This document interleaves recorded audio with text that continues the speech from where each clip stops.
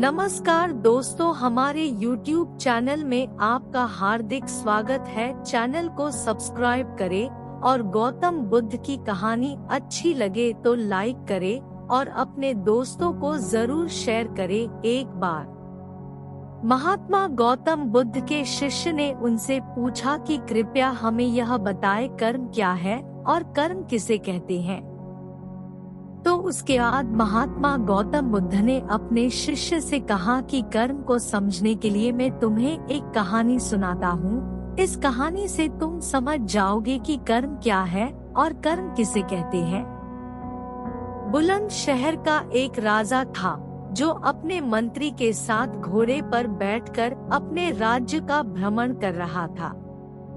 राज्य का भ्रमण करने के बाद राजा एक दुकान के पास रुक गया और रुकने के बाद राजा ने अपने मंत्री से कहा कि मंत्री जी, मालूम नहीं क्यों लेकिन मुझे लगता है कि इस दुकानदार को कल के कल फांसी की सजा सुना दूं और मुझे इसे मृत्यु दंड देने की इच्छा हो रही है।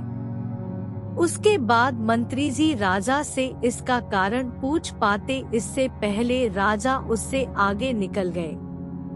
मंत्री ने इसका कारण पता करने के लिए अगली सुबह भेष बदलकर आम जनता का रूप धारण करके उस दुकानदार के पास पहुंचा और वैसे तो दुकानदार चंदन की लकड़ियां बेचने का काम करता था। इसके बाद मंत्री जी ने दुकानदार से पूछा कि भाई आपका काम कैसा चल रहा है।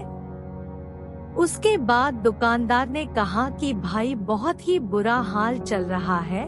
लोग दुकान पर आते हैं, चंदन को सूंघते हैं और फिर उसकी प्रशंसा तो बहुत करते हैं, लेकिन खरीदता कोई भी नहीं। और उसने आगे बताया कि मैं सिर्फ इसी इंतजार में हूँ कि कब हमारे राज्य के राजा की मृत्यु हो जाए और उनके के अंतिम संस्कार के लिए मेरे दुकान से बहुत सारी चंदन की लकड़ियाँ खरीद लिया जाए और शायद वहां से मेरे चंदन की लकड़ियां बेचने के व्यापार में थोड़ी बढ़ोतरी हो जाए और मेरा व्यापार भी अच्छा हो जाएगा। दोस्तों, इसके के बाद मंत्री को सब बात समझ में आ गई कि यही वो नेगेटिव यानी नकारात्मक विचार है जिसने राजा के मन को भी नकारात्मक बना दिया है। दोस्तों, वह मंत्री बहुत ही बुद्धिमान और होशियार था, तो इसीलिए उसने सोचा कि मैं थोड़ी बहुत इस दुकानदार से चंदन की लकड़ियां खरीद लेता हूँ। और उसके के बाद उस मंत्री ने उस दुकानदार से पूछा कि क्या मैं आपके दुकान से थोड़ी बहुत चंदन की लकड़ियां खरीद सकता हूँ। दुकानदार यह सुनकर बहुत खुश हो गया और उसने सोचा कि चलो, इतने समय से कुछ भी नहीं बिक रहा था। और उसके बाद उस दुकानदार ने कुछ चंदन की लकड़ियों को अच्छी तरह से पैक करके उस मंत्री जी को दे दिया। दोस्तों, उसके के बाद मंत्री ने अगली सुबह राजा की दरबार में पहुंच गया और उसने राजा से कहा कि राजा, वो जो दुकानदार है ना, उसने कुछ चंदन की लकड़ियां आपके लिए तोहफे के रूप में भेजी है। यह बात सुनकर राजा बहुत खुश हुआ और मन ही मन सोचने लगे कि मैं बेकार में ही उस दुकानदार के बारे में गलत सोच रहा था। और उसने उन चंदन की लकड़ियों को हाथ में ले लिया और उसने उन चंदन की लकड़ियों को बहुत ही अच्छी तरह से सूंघ लिया और उसमें से बहुत ही अच्छी सुगंध आ रही थी।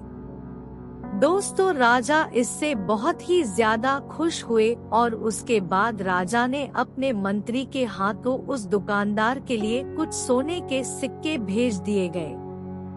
उसी आम जनता का रूप धारण करके मंत्री जी अगली सुबह उस दुकानदार के पास चले गए और उसने वह सोने के सिक्कों को उस दुकानदार को दे दिया। दोस्तों, उसके के बाद दुकानदार बहुत खुश हुआ और मन ही मन उसने सोचा कि मैं बेवजह अपने राज्य के राजा के बारे में गलत सोच रहा था। राजा तो बहुत ही ज्यादा दयालु है। और यहीं पर महात्मा गौतम बुद्ध जी ने कहानी को खत्म किया।